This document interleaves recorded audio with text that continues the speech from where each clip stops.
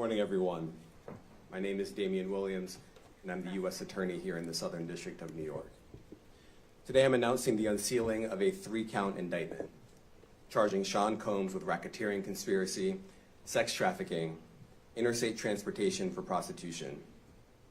As part of this investigation, in March of this year, special agents from HSI executed search warrants at Combs' residences in Miami and Los Angeles.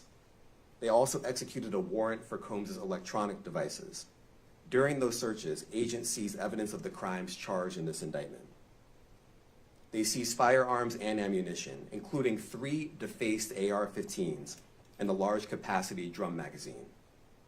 They also seized evidence of the freak-offs, electronic devices that contain images and videos of the freak-offs with multiple victims. And they seized cases of the kinds of personal lubricant and baby oil that Combs' staff allegedly used to stock hotel rooms for the freak-offs, more than 1,000 bottles altogether.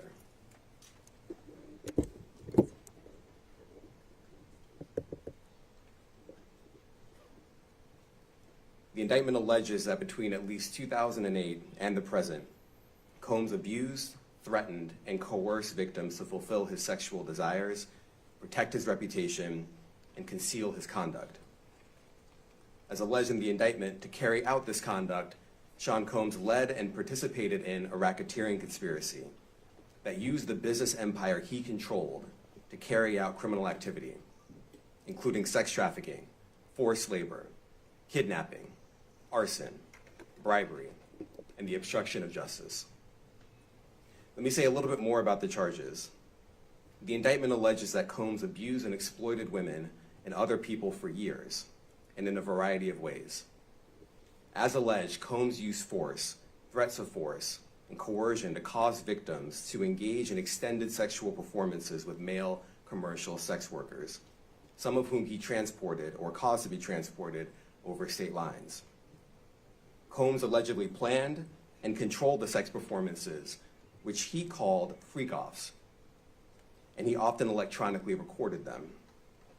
The freak-offs sometimes lasted days at a time, involved multiple commercial sex workers, and often involved a variety of narcotics, such as ketamine, ecstasy, and GHB, which Combs distributed to the victims to keep them obedient and compliant.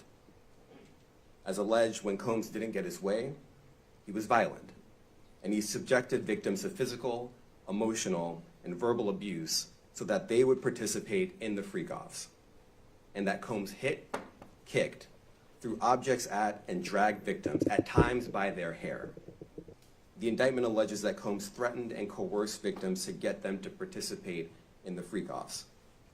He used the embarrassing and sensitive recordings he made of the freak-offs as collateral against the victims.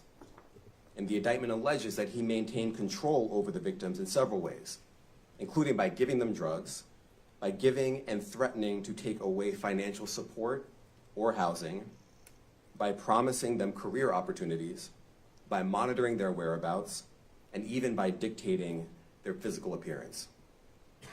Because of all of this, the indictment alleges that the victims did not believe they could refuse Combs without risking their security or facing more abuse.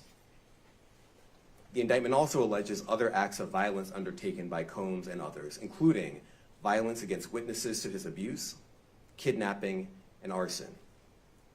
The indictment alleges that on more than one occasion, Combs carried or brandished firearms to intimidate and threaten victims and witnesses. As I mentioned, Combs has been charged with RICO conspiracy. He used his business and employees of that business and other close associates to get his way. Those individuals allegedly included high-ranking supervisors in the business, personal assistants, security staff, and household staff. Those individuals facilitated the freak-offs. They booked the hotel rooms and stocked them with the supplies, including drugs, baby oil, personal lubricant, extra linens, and lighting. When the hotel rooms got damaged, they helped clean it up. They arranged for victims and commercial sex workers to travel for the freak-offs, and they delivered large quantities of cash to Combs to pay for the commercial sex workers. The indictment also alleges that they helped Combs cover up his crimes. During the March 2016 incident at the LA hotel that I mentioned earlier, a member of the hotel security staff intervened, and Combs attempted to bribe the staff member with a stack of cash to make sure that what happened was kept quiet. And as the indictment alleges, in late 2023, after public allegations were made about Combs' crimes, he and others pressured witnesses and victims to stay silent, including by making phone calls to witnesses and victims and giving them a false narrative of what they had experienced. And as alleged, Combs used others to help conceal his abuse by monitoring and preventing victims from leaving a location in order to hide their injuries, or by locating and contacting a victim who had attempted to flee. Here are some of the items that we recovered during the searches.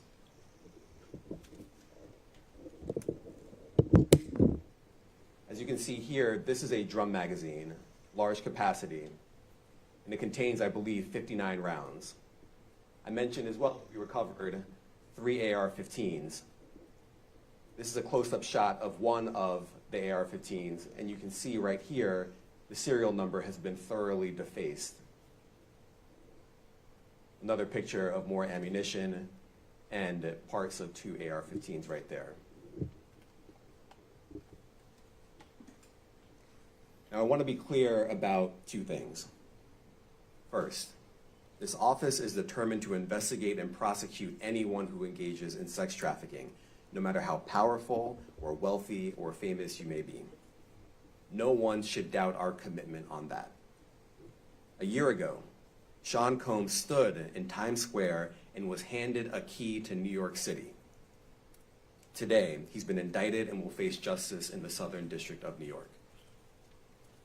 Second, we are not done.